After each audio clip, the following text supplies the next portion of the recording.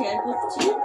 এখন এই গ্যাসটা শুনছিলাম হচ্ছে, এখন বাসন টাসন মাজবো, আর ওদিকে উনুনে রান্না হচ্ছে। আর গ্যাসে যেহেতু সকালে চা রুটি করেছি, ওর জন্য আর রাতে ঘুমাতে ঘুমাতে একটু দেরি হয়ে যায়। আর 14বার আমাদের উঠে বাথরুমে যায়, আমার ঘুমটা ভেঙে যায়, আমার ঠিক মতো ঘুম হয় না বলে ওই জন্য সকাল হতে লেট হয়ে যায়।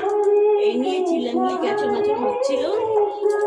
এখন এই যে বাসন টাসন মাজবো, রান্না বান্না হয়ে গেছে, কোনো রকম রান্না করেছি, ডাল করেছি, এখন ভাজা করেছি, করে রেখে দিয়েছি। আর কিছু আর এখন এই যে চা নিয়েছি, আর মুড়ি নিয়েছি, চা মুড়ি খাবো, খেয়ে তখন যাবো বাসন মাজতে।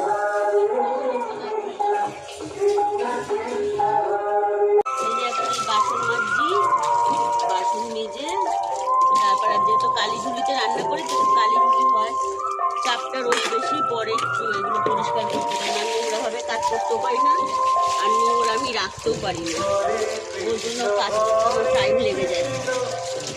এখন রান্না করেছি, ন্যাকড়া ভাতটা এসে ছিল তো, সেই ন্যাকড়াগুলো ধুয়ে নিয়ে তারপর বালতিগুলো ভরে তারপরে বাসনগুলো সব রাখা আছে।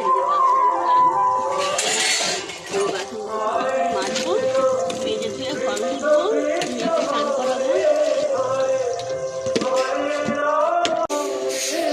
রান্নাবান্না হলো, এখানে রান্নাবান্না করলাম, এখন ঘরের সামনে ভাত দিয়েছি, নোংরা হয়ে যায় তো, কাঠে রান্না করি, ওষুধের মধ্যে যাচ্ছি।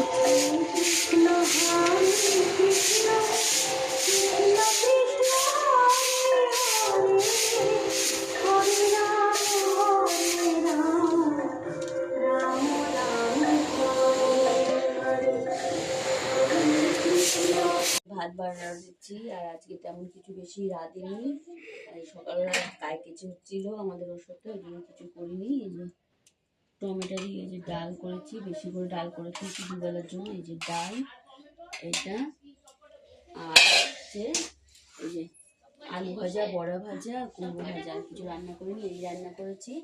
আজকে মঙ্গলবার বলে ওই জন্য নিরামিষ করেছি।